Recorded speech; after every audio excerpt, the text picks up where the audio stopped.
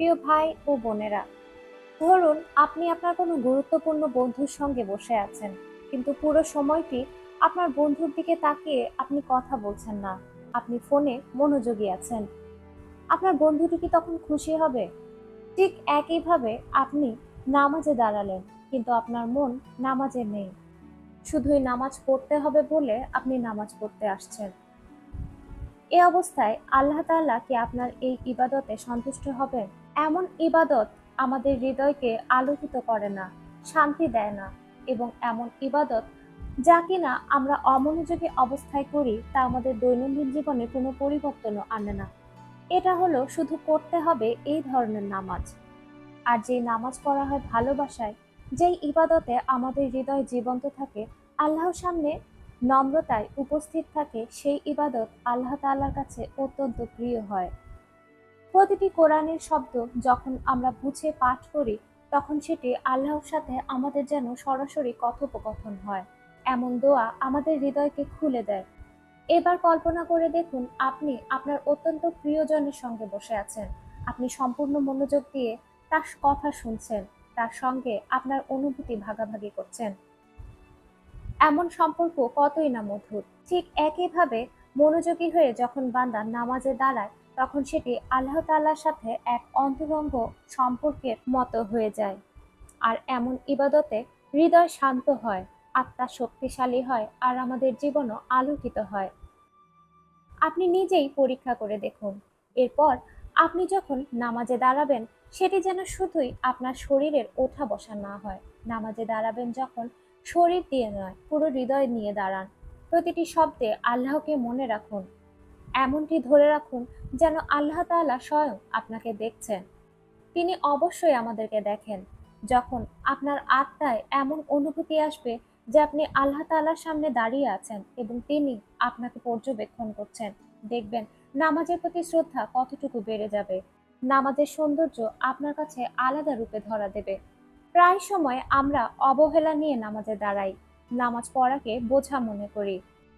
শুধু তাই নয়, আমরা সমস্ত কাজ শেষ করে তারপরে নামাজে দাঁড়াই। নামাজের জন্য আমাদের হয়তো আলাদা করে হাতে সময় থাকে না। আমরা কাজের ফাঁকে নামাজ পড়ে থাকি। অথচ আমাদের কাজের ফাঁকে নয়, বরং নামাজের ফাঁকে বা ইবাদতের ফাঁকে কাজ করা উচিত। অথচ আমরা তার উল্টোটাই করে থাকি। একজন ব্যক্তি যখন আল্লাহ তাআলাকে গভীরভাবে ভালোবাসে, তখন তার মনোযোগ বস্তুগত আকাঙ্ক্ষা থেকে সরে গিয়ে শুধুই আত্মিক পরিপূর্ণতার দিকে চলে যায়। প্রিয় ভাই ও বোনেরা, বেশিরভাগ সময় এমন হয় যে আমরা শুধু খারাপ সময়ে আল্লাহ তাআলার কথা স্মরণ করি। বিপদে পড়লে শুধু বিপদ মুক্তির জন্যই আল্লাহ তাআলার কাছে দুই হাত তুলে প্রার্থনা করি। কখনো কখনো আমাদের ইবাদত আল্লাহ তাআলার প্রশংসা নয়, বরং একটি ভিক্ষা হিসেবে রূপান্তরিত হয়। জালালউদ্দিন মোহাম্মদ রুমি বলেছেন, আপনার ইবাদত হোক শুধুই আল্লাহ তাআলার বিশুদ্ধ প্রশংসা, বরং কোনো কিছু পাওয়ার জন্য ভিক্ষা করা নয়। অথচ আমরা কেবলই আল্লাহ তাআলাকে ডাকি যখন আমাদের কোনো কিছুর প্রয়োজন হয়, যখন আমরা অসুস্থ হই, আমাদের সম্পদের প্রয়োজন হয়, দুঃখ কষ্টে আমাদের আত্মা ভারাক্রান্ত হয়ে যায়। যদিও আল্লাহ তাআলার কাছে সবসময়ই দোয়া চাইতে তিনি নিজেই বলেছেন, আল্লাহ তাআলার কাছে দোয়া চাইলে তিনি খুশি হন। কিন্তু প্রিয় ভাই ও বোনেরা, যদি প্রার্থনার অর্থই হয় শুধুই ভিক্ষা চাওয়া, তাহলে অবশ্যই সেখানে আত্মার কোনো শান্তি থাকে না। আপনার প্রার্থনা লেনদেনমূলক মনে হতে পারে। যেমন, আপনি আল্লাহকে শুধু খারাপ সময়েই স্মরণ করছেন, অথচ আপনার ভালো সময়ে সমস্ত মনোযোগ শুধু দুনিয়াবি কাজের উপরেই থাকে। আনন্দ ফুর্তি করতে ব্যস্ত থাকি। আল্লাহ তাআলার প্রতি কৃতজ্ঞতা অথবা তাকে স্মরণ করা আমাদের যেন মনেই থাকে না। বেশিরভাগ সময় আমাদের ইবাদত ব্যক্তিগত আকাঙ্ক্ষার উপরে নির্ভর করে। অবশ্যই আমরা আল্লাহ তাআলার কাছে সুস্বাস্থ্য চাইবো, দুঃখ কষ্ট থেকে মুক্তি চাইবো, কিন্তু তাই বলে এমন যেন না হয় যে আল্লাহ তাআলার যে রহমত আছে সেদিক থেকে আমাদের দৃষ্টি সরে যায়। আমাদের অন্তরে কোনো সন্তুষ্টি কাজ করে না। আর যখন আমাদের অন্তরে কোনো সন্তুষ্টি কাজ করে না, তখন আমরা আল্লাহ তাআলাকে বিশুদ্ধভাবে প্রশংসাও করতে পারি না। কারণ যখন আমরা আল্লাহ তাআলার মহিমা, তার দয়া এবং করুণাকে অনুভবই করতে পারবো না, তখন কিভাবে আমরা তার প্রশংসা করব? আমরা যখন তার করুণা, প্রজ্ঞা এবং শক্তিকে স্বীকৃতি দিচ্ছি না, তখন অন্তর থেকে কিভাবে তার প্রতি আমাদের প্রশংসা কাজ করবে? প্রায় সময়ই এমনটা হয়ে থাকে। আমাদের ইবাদতের একমাত্র উদ্দেশ্যই হয় কোনো কিছু চাওয়া, ভিক্ষা চাওয়া। অথচ আমাদের প্রার্থনা শুরু হওয়া উচিত আল্লাহ তাআলা এবং রাসূল করিম সাল্লাল্লাহু আলাইহি ওয়াসাল্লামের প্রশংসা দিয়ে। আর যখন আমাদের প্রার্থনা এরকম বিশুদ্ধ কৃতজ্ঞতায় রূপান্তরিত হবে, শুধু তখনই আমাদের ইবাদত পূর্ণতা পাবে। আল্লাহ তাআলার প্রশংসায় আপনাকে মনে করিয়ে দেবে যে তিনি সমস্ত ভালোর উৎস এবং আপনার নিয়ন্ত্রণ বা প্রত্যাশার বাহিরে তিনি আপনাকে অনেক কিছু দিতে পারেন। আর অন্তর থেকে আল্লাহ তাআলার রহমতকে উপলব্ধি করে তার সুবহানাল্লাহ বা আলহামদুলিল্লাহ বলা একটি শক্তিশালী প্রার্থনা। যখন মন থেকে আপনি আপনার জীবনে থাকা অসংখ্য রহমতকে উপলব্ধি করতে পারবেন, তখনই অন্তর থেকে আল্লাহ তাআলাকে আপনি প্রশংসা করতে পারবেন। আর আপনার হৃদয় কৃতজ্ঞতায় পরিপূর্ণ হবে। উদ্বিগ্নতা আর আপনাকে কষ্ট দেবে না। আল্লাহ তাআলা প্রতিটি আন্তরিক প্রার্থনা শোনেন। কিন্তু যখন প্রশংসা এবং নম্রতার সাথে প্রার্থনা করা হয়, তখন তা আপনার আত্মাকে অনেক বেশি উন্নত করে। যখন আল্লাহ তাআলার রহমতের প্রতি আপনার সম্পূর্ণ আস্থা থাকবে, তখন আপনি সমস্যা সমাধানের জন্য ব্যাকুল হবেন না। সব সমস্যার সমাধান বা সব জটিলতার সমাধান আপনি নিজেই করতে চাইবেন না, কারণ আপনার অন্তরে তাওয়াক্কুল থাকবে। আপনি জানবেন এবং আপনার এতটুকু ভরসা থাকবে যে আল্লাহ তাআলা নিশ্চয়ই আপনাকে ভালো কিছুই দেবেন। তার পরিকল্পনা আপনার পরিকল্পনার চাইতে অনেক বেশি উন্নত। আল্লাহ তাআলা আপনাকে কখনোই প্রার্থনা করতে নিষেধ করেননি। তিনি সবসময় বলেছেন, বান্দা যখনই ডাকে তিনি সাড়া দেন। যে কোনো পরিস্থিতিতেই আল্লাহ তাআলা চান আমরা তার কাছেই দোয়া করি। কিন্তু অবশ্যই আমাদের ইবাদতে প্রশংসা এবং চাওয়ার ভারসাম্য থাকতে হবে। প্রথমে আমরা আল্লাহ তাআলার প্রশংসা করব। এরপর আমরা আমাদের যা প্রয়োজন তার জন্য প্রার্থনা করব। কিন্তু অবশ্যই আমাদের ইবাদতের ভিত্তি হওয়া উচিত আল্লাহ তাআলার সন্তুষ্টি অর্জন করা। দুনিয়ার জীবনে আমাদের দুঃখ কষ্ট থাকবে, আমাদের সমস্যা থাকবে, কিন্তু এই সব কিছুর পেছনেই রয়েছে আমাদের সৃষ্টিকর্তার প্রজ্ঞা। আমরা যেন সেটা ভুলে না যাই। বান্দা যখন কৃতজ্ঞ হয়, তখন আল্লাহ তাআলা বান্দাকে এমন সব উপায় থেকে রহমত প্রদান করেন যা কিনা আমাদের কল্পনারও বাইরে। ইবাদতের ভিত্তি অবশ্যই হওয়া উচিত প্রশংসা। কখনোই আমাদের কোনো নির্দিষ্ট লক্ষ্য পূরণের জন্য আল্লাহ তাআলাকে আমরা ডাকবো এমনটি যেন না হয়।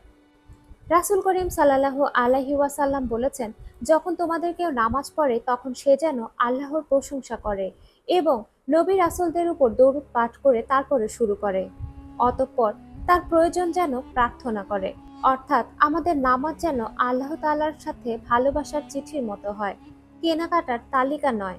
কৃতজ্ঞতা, স্বীকৃতি এবং শ্রদ্ধা দিয়ে শুরু করা উচিত এবং তারপর আপনার হৃদয়ে যা কিছু থাকবে তা নিয়ে আপনি আল্লাহ তাআলার সামনে দাঁড়াবেন, তার কাছেই চাইবেন। যে প্রার্থনায় আল্লাহ তাআলার প্রশংসা না করে শুধুই আমাদের চাহিদার লিস্ট থাকে, তা কখনোই আমাদের অন্তরে শান্তি আনে না। এমন ইবাদত বা নামাজ শুধুই শারীরিক ওঠা বসা ছাড়া আধ্যাত্মিক কোনো পরিবর্তন আনে না। উদাহরণস্বরূপ বলা যায়, যদি আপনার সন্তান যাকে আপনি প্রচণ্ড ভালোবাসেন সে আপনাকে শ্রদ্ধা না করে, আপনার ভালোবাসার মর্ম না বোঝে, যখনই তার কোনো কিছুর প্রয়োজন হয় সে শুধু তখনই এসে আপনার কাছে প্রার্থনা করে, আপনার তখন কেমন অনুভব হবে? আর যদি আপনার সন্তান আপনাকে মন থেকে শ্রদ্ধা করে, আপনার ভালোবাসার মর্ম বোঝে এবং সে অনুযায়ী রেসপন্স করে, তবে দেখা যায় আপনি হয়তো তার চাওয়ার আগেই তার পছন্দের জিনিসটি তার সামনে হাজির করেন। আল্লাহর ভালোবাসা হলো সব ভালোবাসার মধ্যে সবচাইতে পবিত্র এবং শ্রেষ্ঠ, আর এটি বান্দার হৃদয়কে জীবন দান করে। সৃষ্টিকর্তার প্রতি ভালোবাসাই হলো জান্নাতের রাস্তা, আর এটাই হলো আল্লাহ তাআলার ইবাদতের মূল কারণ এবং পৃথিবীতে সত্যিকার অর্থে অর্থপূর্ণ জীবনযাপনের একমাত্র উপায়। বান্দার অন্তরে আল্লাহর প্রতি ভালোবাসা না থাকলে সেই জীবন অন্ধকার হয়ে যায়, কারণ প্রতিটি মানুষের হৃদয়ে এক ধরনের শূন্যতা রয়েছে যা কেবলমাত্র তার সৃষ্টিকর্তার প্রতি ভালোবাসা দিয়েই পূর্ণ হতে পারে।